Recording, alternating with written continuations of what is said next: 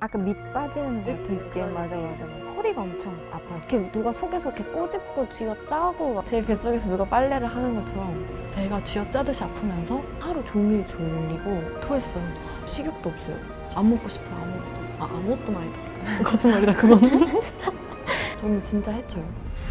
대부분의 여성들이 겪는 이 증상, 바로 월경통입니다.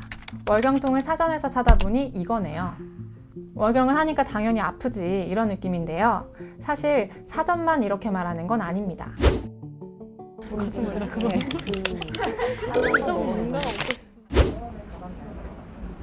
생리통 때문에요? 아니요, 안 가봤어요. 약간 병원 가면 유난 같잖아요. 너만 하냐 생리. 너만 하냐 생리. 근데 뭔가 저는 그렇게 생각했어요. 피가 나오잖아요. 그러니까 아플 수도 있겠다? 내가 생리통 때문에 아파라고 하면은 뭐 선생님이든 아니면 뭐 보건 시간에 이걸 가르치는 사람이든 아니면 친구들이든 모두 다 나도 그래. 원래 생리하면 그래. 너무 당연하게 얘기하잖아요. 여성적인 어떤 것 때문에 히스테릭한 모습을 보이는 것 같다라는 나의 약점이 되는 것 같아서 그래서 굳이 얘기하지 않는 것도 있는 것 같아요. 생리를 이유로 내가 업무에서 빠졌다. 이 일을 하던 것을 지금 하지 못한다라는 거를 심어주기가 굉장히 싫은 거죠. 그게 이제 결과적으로는 여자라서 그래가 될 수 있으니까. 월경통을 겪는 당사자나 주변 사람들 뿐만 아니라 의학도 월경통을 정상이라 여겨왔는데요. 이런 이상한 낙인 때문에 진단받기 어려웠던 대표적인 질병이 자궁내막증인데요.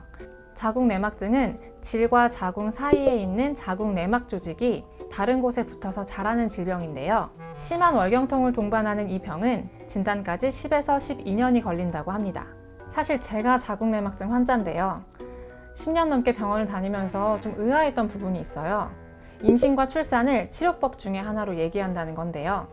사실 저 말고도 많은 여성들이 치료실에서 아마 가임력에 대한 이야기를 들을 겁니다. 실제로 임신 출산 기간에는 여성 호르몬이 일정하게 유지돼서 자궁내막증이나 월경통이 호전될 수 있다고 합니다. 덕분에 70년대 미국에서 자궁내막증은 의사들로부터 커리어 우먼의 질병이라는 별명을 얻기도 하는데요. 일하느라 임신 출산을 안 하니까 걸리는 병이라는 거죠. 저의 경우에는 임신 출산하고 나서 시간이 좀 흐르니까 자궁내막증이 재발을 하더라고요.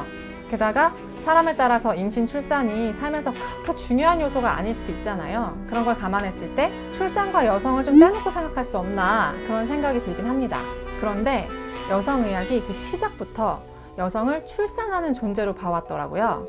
19세기에 미국 흑인 여성노회가 아이를 계속 낳게 하기 위해서 첫 여성병원이 탄생했더라고요. 피실험자인 흑인 여성들의 인권을 무시한 채 실험적 수술이 행해졌다고 해요. 공개적인 장소에서 수술을 하거나 마취제를 사용하지 않았다고 합니다. 그리고 부인과 의학은 발전하죠. 그럼 여기서 의문이 하나 남는데요. 여성질환과 여성에 대한 편견은 눈에 보이는 차별을 가져왔을까요? 정답은 예스입니다. 서양 현대의학의 태동 자체가 학계들을 중심으로 한 남성 의사들 이 헤게모니를 잡아가는 과정이었었고 그 과정에서 아무래도 그 의학의 기준이라든지 정상성이라고 하는 거의 기준이 남성, 또 여성의 몸을 만지는 거라든지 여성을 해부한다는 거라든지 이런 것들이 되게 터부시됐었던 그런 초기 그런 기원도 있었을 거고요. 그래서 사실 뭐 여러 해부학 책들도 다 보면은 남성의 몸 기준으로 기술되어 있고 공통은 다 남성이고 여성과 남성의 차이가 있는 부분은 두 개 변개하는 식으로 뒤에는 보시면 이게 다 남성이에요. 남성 두 개 볼 기준이고 예를 들면 정상 혈압 우리가 생각하는 정상 혈압 수치 그것도 사실 남성 기준의 정상 혈압이거든요. 사실 대부분의 젊은 여성들은 다 저혈압이에요. 근데 그게 사실 본인이 정상 혈압인 거거든요. 의학에서 흔히 쓰이는 용어도 그 기준이 남성에 있다고 하는데요. 폐경, 문을 닫는다라는 폐자를 쓰는 거라든지 완경으로 고치자는 이야기들을 많이 하고 있지만 아직 그 의학 용어 자체는 바뀌지 않았습니다. 의과대학에서 가르쳐주는 정자와 난자의 수정 과정 이런 것들 묘사하는 것들을 보더라도 난자는 되게 수동적이고 정자가 공격적이고 능동적이어서 이제 수정을 하게 된다는 이런 거라든지 많은 여성 과학자들의 역할 덕분에 난자가 정자를 유인하는 이런 물질들을 만들어내고 결국에는 이제 끌어들이는 되게 능동적인 역할을 하고 있다는 것들이 많이 밝혀지기도 했고, 삽입선교라고 하는 단어도 남성 성기 위주의 표현인 거잖아요. 언어는 결국 사고를 반영하는 거고, 이런 사고 체계가 기본적으로 남성 중심으로 만들어졌다라는 이야기를 하는 건 거고요.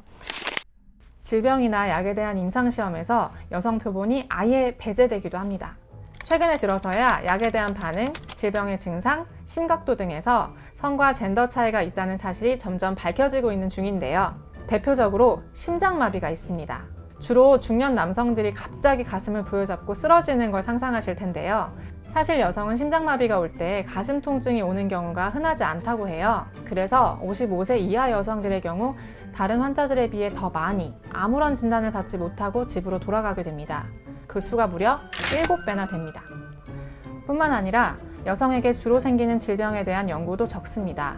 연구비와 지원 우선순위에서 밀리는 일이 흔하기 때문이죠. 실질적으로 예를 들면은 5에서 10년 전 기준이기는 한데, 여성 유방암에 할당된 연구비의 한 4배 정도의 금액이 남성 탈모에 할당된다든지 이런 식으로 연구비 차등.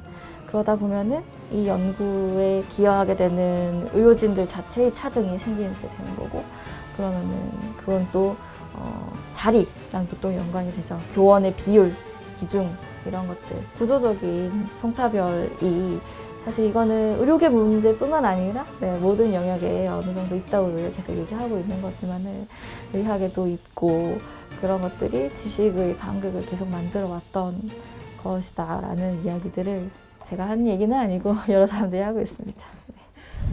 월경, 임신, 출산, 완경은 자연스러운 현상이고 아주 명백하게 질병이 아닙니다. 하지만 누군가는 월경통을 심하게 겪는데 왜 다른 누군가는 그렇지 않은지, 왜 사람마다 월경통 증상이 각각 다른지 의학은 여전히 명확하게 설명하지 못합니다. 이런 현실이 여성을 향한 의학의 편견과 무관하다고 말할 수 있을까요? 당연한 아픔이라는 아이러니가 사라지고 저를 포함한 대부분의 여성이 더 이상 적당히 아프면서 살지 않길 바랍니다. 그런 의미에서 월경통의 정의를 이렇게 바꿔보고 싶습니다.